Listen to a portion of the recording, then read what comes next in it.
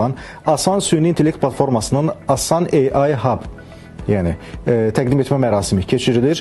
Tədbirin keçirilməsində əsas məqsəd nədir və bu barədə ətraflı məlumatı bizə əməkdaşımız Nərmin Muradova daha doğrusu çatdıracaq. Nərmin, sabahınız xeyirli olsun. Eşidəyirsiniz, buyurun.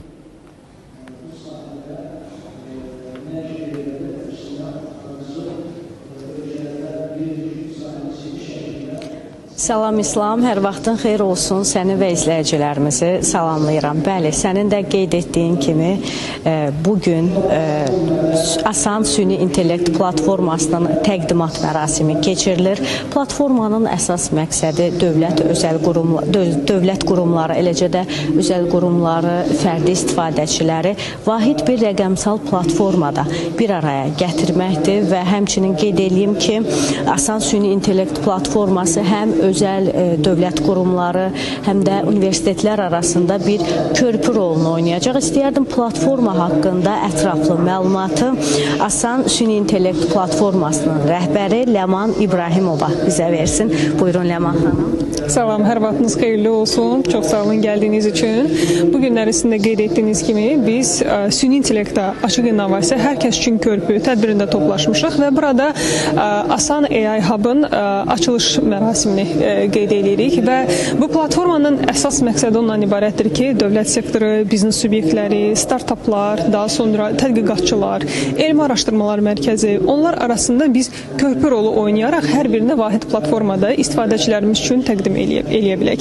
Yəni, qısacası, misal üçün, hər hansısa bir qeyd etdiyim qurumlar tərəfindən bir sifariş olarsa, süni intellekt əsasda hər hansısa bir çağırış olarsa, onlar onu bizim platformamızda yerləşdirə bilər və startaplar, tədqiqatçılar, həmin o araşdırma mərkəzləri tərəfindən həlləri qəbul eləyə bilərlər və bir növ həmin süni intellekt həllinin öz işlərində tətbiqini həyata keçirdə bilərlər. Bundan başqa bizim platformamızın digər bir istiqaməti də var və bunun adı biznes həlləridir. Yəni, misal üçün siz bizim platformamıza daxil olanda yerli və xarici, ümumiyyətlə qlobal, süni intellekt əsaslı startaplarla da tanış ola bilərsiniz. Misal üçün, daxildə hər hansısa bir ideyanın formalaşma dövründəsiz və buna uyğun bir startapın həllin axtarışındasınız. Həmin o sayta daxil olaraq onlar haqqında məlumatlarla tanış ola bilərsiniz. Hətta birbaşa əlaqəyə keçə bilərsiniz o deməli, startaplarla.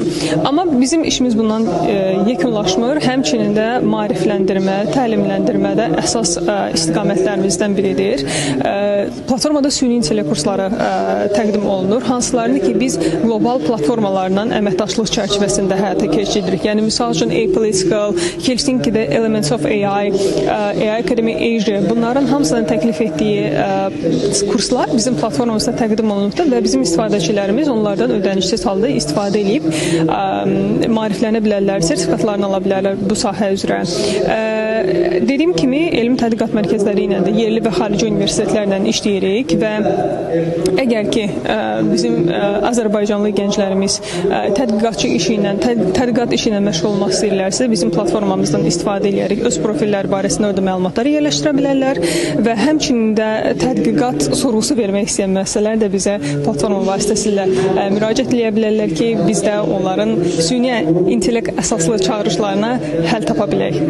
Təşəkkür ederim. Çox sağ olun Ləman xanım ətraflı məlumat üçün. Bəli, tədbir hələ davam edir.